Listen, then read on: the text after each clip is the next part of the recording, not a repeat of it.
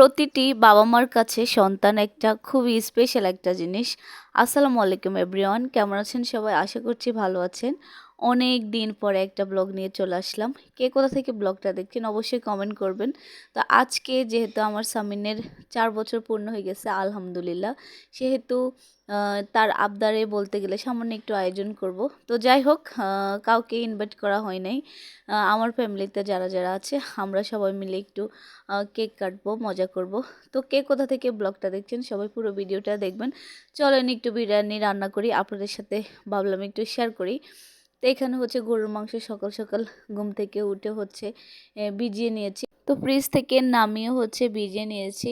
তো তারপর হচ্ছে মাংসের সাইজটা কিন্তু একটু বড় ছিল, তা আমি ছোট ছোট করে কেটে নিছি।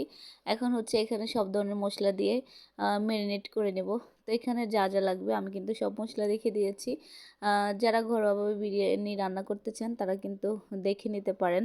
তো যাই হোক সবাই কিন্তু এটা খুব ইজিলিভাবে বানাইতে পারবেন। তো এভাবে বিরিয়ানি রান্নাটা করলে কিন্তু খেতে অনেক বেশি মজা হয়। তা আমি কিন্তু সব মশলা দেখিয়ে দিয়েছি। আর স্পেশাল যেটা দিয়েছি সেটা হচ্ছে রাঁধুনি রেডিমিক্স বিরিয়ানি মশলাটা। এই মশলাটা দিয়ে বিরিয়ানি রান্না করলে কিন্তু খেতে অনেক বেশি মজা হয়। অন্যদিকে কেক কিন্তু চলে আসছে অলরেডি। তো যাই হোক চলেন আপনাদের সাথে কেকটা একটু শেয়ার করি। তো কেকটা কিন্তু খুবই সুন্দর ছিল আর খেতেও কিন্তু অনেক বেশি মজা ছিল। তো যাই হোক ম্যারিনেট করার পরে আমি কিন্তু চুলায় মাংসটা অলরেডি বসাই দিছি।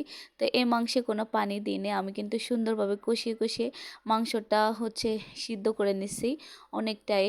তারপরে এদিকে হচ্ছে চালটাও সুন্দরভাবে ভেজে নিছি। আপনাদের সাথে পুরোটা শেয়ার করে নেই কারণ ভিডিওটা অনেক বেশি বড় হয়ে যাবে।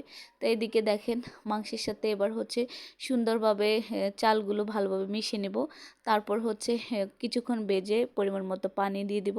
কয়েকটা কাঁচামরিচ অলরেডি দিয়ে দিছি, এটা এখন হচ্ছে দমে বসাই সুন্দরভাবে রান্না করে নেব। আর অন্যদিকে হচ্ছে কেক কাটার জন্য চলে আসছি।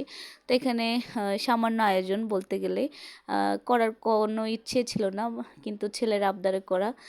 এখনকার ছেলে মেয়েরা কিন্তু অনেক কিছু বোঝে, আমরা কিন্তু এত কিছু এই বয়সে বুঝতাম না।